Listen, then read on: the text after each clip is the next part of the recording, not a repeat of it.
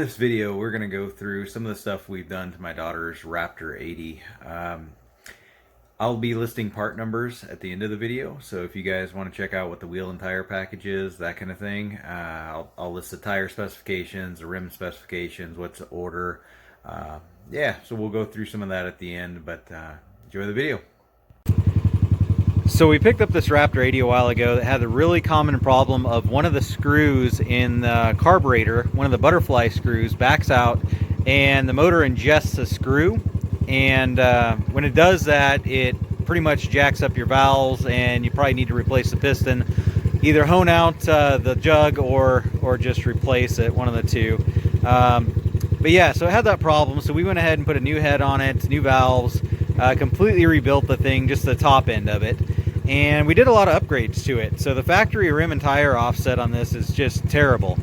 They're a rollover hazard. They turn over really easy with the factory rim and tire combo. So the guys at Rocky Mountain have this really nice wide aftermarket tire package for these little 80s, and it makes them very, very stable. You can kind of see how wide the back end ends up being, and if you compare that to a stock Raptor 80, that's huge. We also did several other modifications. So we've got a White Brothers Mini R4. It's an old exhaust, so they make some other styles now that you can get. We have a Dynatech ignition computer. It advances timing curve and a whole bunch of other things. They claim 3 horsepower, but whatever. Seems to have pepped it up a little bit in the top end. And we also did LED headlights and RFY shocks. Now the shocks, these are just eBay 280 millimeter RFY shocks, and we mount them inverted. It's kind of the only way they fit properly.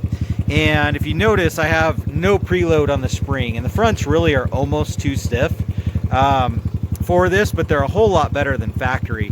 You get quite a bit of motion. Let me see if I can articulate it, but compared to what they were factory, you get a lot of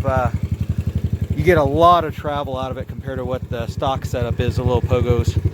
The back, same way. I run this with almost no preload. My daughter doesn't weigh very much, so she sits on it and I get about 20% travel on the shock right off the bat. So she's sitting about that far down into the shock, but I mean, you get a lot of movement out of the back in comparison, and that's a really nice cheap upgrade, so that's also something I recommend.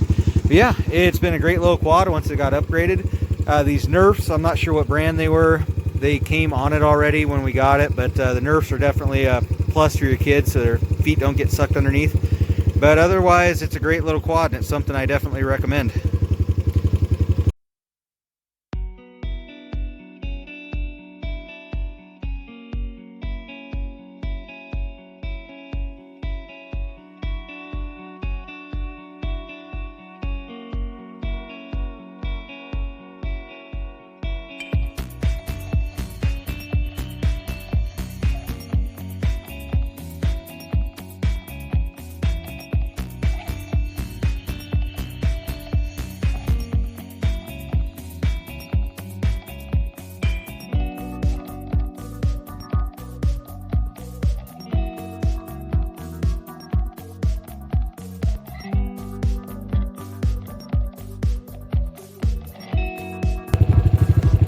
Just doing a quick video of this little Raptor, and again, it's only an 80cc, but man, this thing runs great. So I mean, I'm pushing about 190 pounds, and it's